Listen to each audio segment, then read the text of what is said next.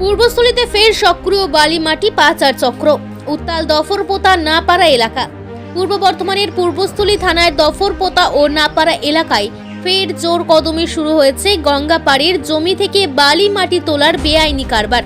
স্থানীয় বাসিন্দাদের অভিযোগ, পুলিশ প্রশাসনের প্রত্যক্ষ মদতেই নাপাড়া ও বেনাকর এলাকায় কয়েকজন প্রভাবশালী মাটি মাফিয়া চক্র চালাচ্ছে।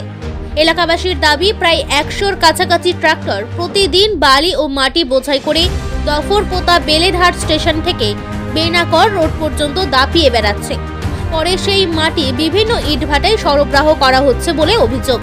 ভারী যানবাহন লাগাতার যাতায়াতের বেহাল রাস্তার দশা, পাশাপাশি ধুলোবালির কারণে নিত্যদিনের জীবনযাত্রায় চরম দুর্ভোগে পড়ছেন সাধারণ মানুষ।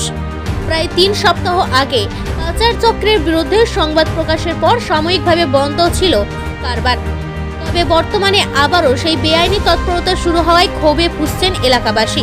এ বিষয়ে বিরোধী রাজনৈতিক নেতৃত্ব জানিয়েছেন, উচ্চ মাধ্যমিক পরীক্ষা শেষ হলে তারা ট্রেন অবরোধ ও রাস্তা অবরোধের মতো কর্মসূচি গ্রহণ করবেন।